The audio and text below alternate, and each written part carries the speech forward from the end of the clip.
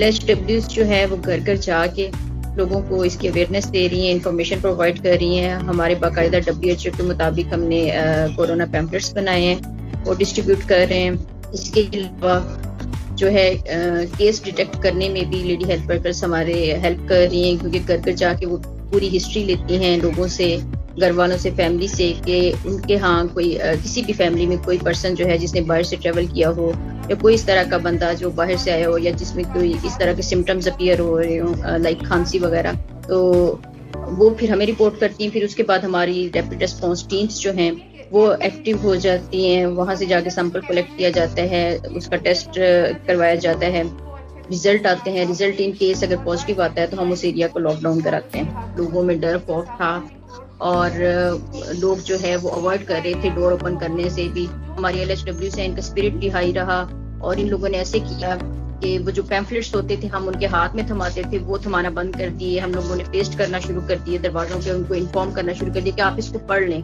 ताकि टच जो है वो ना हो। ठीक है, बाकी हर जगह होते हैं, बहुत चैलेंजेस भी होते हैं, लेकिन काम तो करती हैं और इनका स्पिरिट माशाल्लाह हाई है और इनकरेज भी हम करते हैं इनको। तो ये दिन रात इसी तरह जिहाद समझ काम कर रही है।